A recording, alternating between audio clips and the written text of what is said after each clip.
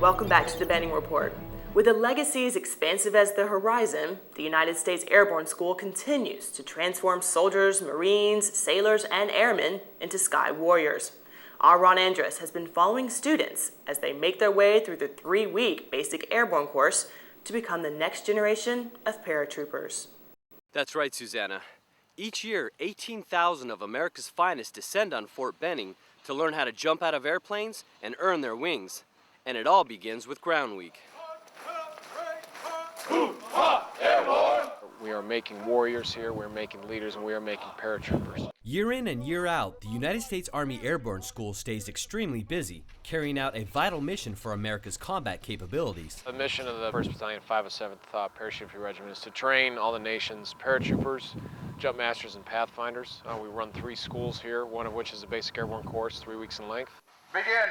Before any airborne training begins, the students will first have to prove that they're physically up for the task by passing the required PT test. For male soldier, there's a requirement to do 42 push-ups, 53 sit-ups in 2 minutes, and then the run is 15:54. For a female soldier, sailor, airman, or Marine, the requirement is 19 push-ups, 53 sit-ups in 2 minutes, and then a 18:54 for the 2-mile run. Day 1, given a physical fitness test, we usually have anywhere from 50 to 60 soldiers that do not pass that test. So that are probably our greatest challenges is for Ground Week, or the first week of the course. The students who successfully pass the PT test and are deemed fit for the course will now begin their journey of becoming a paratrooper, starting with the basics. Once the PT test is complete, they move over to Manfield and they'll start basically getting taught about the harness, the parachute itself, fitting and donning of both the T10 and T11. We've got the mock doors, which we teach the individual exit there, and it's a gradual progression. We teach the very basics here: exiting the aircraft, landing properly,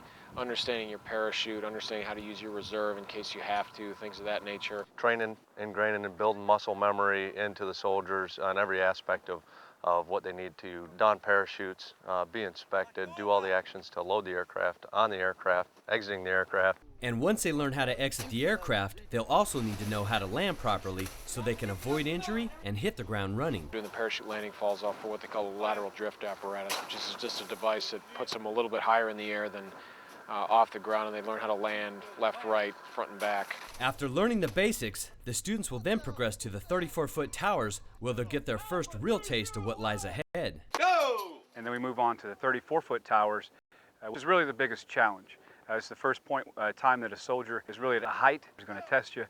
You just got to rely on your training. 34-foot tower a lot of the time is when they really realize, hey, I'm afraid of heights here. And so they overcome some of that fear right away. The big challenge is obviously getting over the fear of going out of the 34-foot tower is probably the first thing that they're having to deal with, and it's clearly an unnatural act. Again, it's baby stepping as much as you possibly can. 34 feet is not even close to the 1,250 feet that they'll jump, but at least it's a step in the right direction. And taking that step builds their confidence and teaches them that they can conquer their fears and accomplish any mission. We are instilling a paratrooper warrior ethos in everybody that comes through this course. Go! Students who successfully make it through Ground Week will move on to the next phase, which is Tower Week, where they'll face even larger vertical challenges and really be put to the test. For the next show, you're going to bring us what happens during Tower Week. Can you tell us about that? Well, during Tower Week, the students will learn how to mitigate any issues that may arise while jumping. They'll conduct mass exits from the 34-foot towers, and the big one, of course, is they'll actually drop with parachutes from those famous Fort Benning landmarks that loom over Eubanks Field behind me, the 250-foot towers.